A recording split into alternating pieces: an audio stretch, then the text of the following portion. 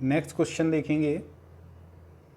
आपको ये फिगर दे रखा है, क्वेश्चन में बोल रहा है कि फिगर में आपको एक लेथ सेंटर या खराद केंद्रक का भार ज्ञात करना है और उसकी लागत भी ज्ञात करनी है यदि पदार्थ का घनत्व 7.8 ग्राम प्रति सेंटीमीटर है। ठीक है, पदार्थ की लागत 10 रुपये प्रति किलोग्राम है। तो आपको ये एक लेथ सेंटर दिया गया है, तो इसका सबसे पहले तो आपको वेट निकालना है और वेट निकालने के बाद फिर उसका कॉस्ट भी निकालना है, जिसके लिए आपको डेंसिटी 7.8 ग्राम पर सेंटीमीटर दे रखी है और कॉस्ट ऑफ मटेरियल 10 रुपीज़ पर केजी आपको दे रखा है। चलिए, सभी डायमेंशन यहाँ पे मिलीमीटर में दे रखी हैं आपको। तो इसका हम अब भार निकालते हैं। भार निकालने के लिए सबसे पहला क्या काम होता है कि हम अपने जो भी प्रोडक्ट दिया हुआ उसको अलग अलग भागों में डिवाइड करेंगे। तो ये देखिए, मैंने अलग अलग भागों में यहाँ पे इसको डिवाइड कर लिया। ये भाग ए हो गया, ये भाग जो है बी हो गया, ये भाग सी हो गया, ये भाग डी हो गया और ये भाग ई हो गया। तो A B C D E 5 भागों में मैंने डिवाइड कर लिया। मतलब इसको आप चाहें तो अलग अलग तोड़ के भी डिवाइड कर सकते हैं। तो अगर हम देखें तो ये हमारा भाग ए हो गया, ये भाग बी हो गया, ये भाग सी हो गया, ये भाग डी हो गया और ये भाग ई हो गया। ऐसे अलग अलग 5 भागों में मैंने इसको डिवाइड कर लिया है या तोड़ लिया है। उसके बाद हम अलग अलग भागों का वॉल्यूम निकालेंगे। सभी भागों का जब वॉल्यूम आ जाएगा तो उनको हम जोड़ देंगे तो टोटल वॉल्यूम आएगा। टोटल वॉल्यूम में डेंसिटी को मल्टीप्लाई करेंगे तो भार आएगा। भार में कॉस्ट को मल्टीप्लाई करेंगे तो टोटल कॉस्ट मिल जाएगा। तो 5 भागों में मैंने जो है डिवाइड कर लिया, A B C D E. तो अभी सब भागों का हम वॉल्यूम निकालेंगे। तो जो हमारा भाग ए है, तो भाग ए का वॉल्यूम अगर हम देखें तो भाग ए हमारा क्या है, ये देखिए, ये कोण है कुछ इस प्रकार से। अब इस कोण का अगर आप देखें तो यहाँ से यहाँ तक ये 40 दे रखा है। मतलब कोण की रेडियस 20 हो जाएगी, इसकी जस्ट हाफ। लेकिन इसकी जो है कोण का जो वॉल्यूम होता है 1/3 पाई आर स्क्वायर एच। तो हमको क्या है, रेडियस तो मिल गई है, 40 का आधा 20 रेडियस हो जाएगी, लेकिन कोण की हाइट नहीं दे रखी है। तो सबसे पहले हमको हाइट निकालना पड़ेगा। देखिए क्वेश्चन में एच दे रखा है, आपको हाइट नहीं दे रखी है। ठीक है, तो सबसे पहले हाइट जब तक नहीं निकालेंगे तब तक आप कोण या शंकु का आयतन या वॉल्यूम नहीं निकाल सकते। इसलिए सबसे पहले हमको हाइट निकालनी है।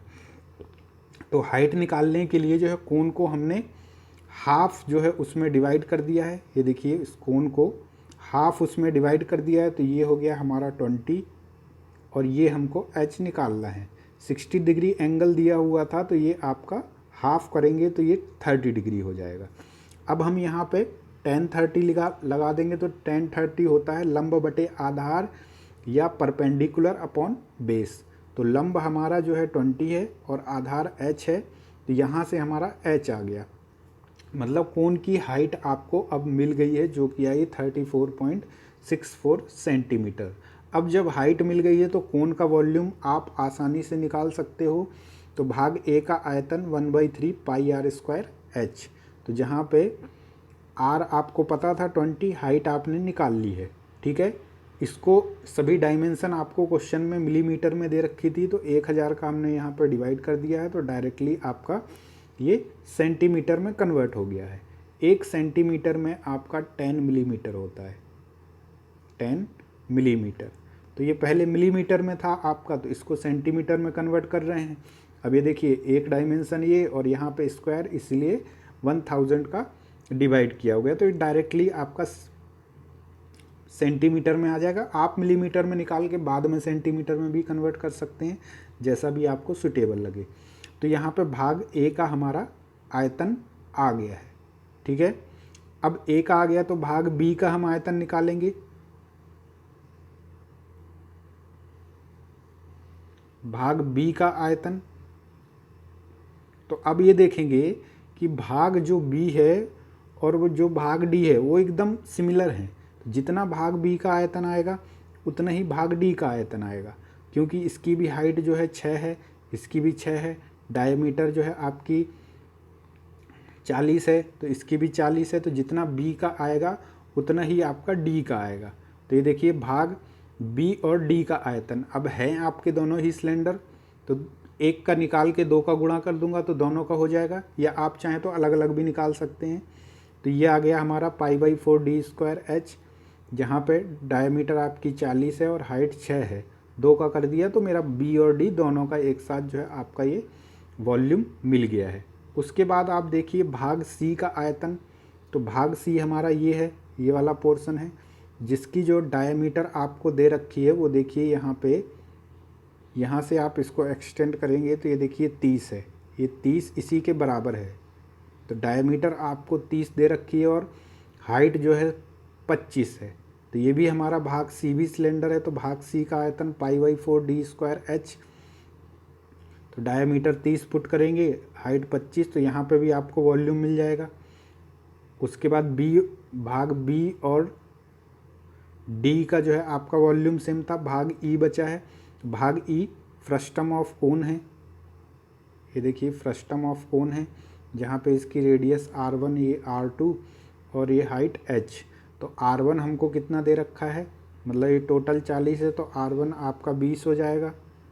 ये इधर 30 है डायमीटर, तो r2 आपका 15 हो जाएगा और हाइट आपको 75 दे रखी है।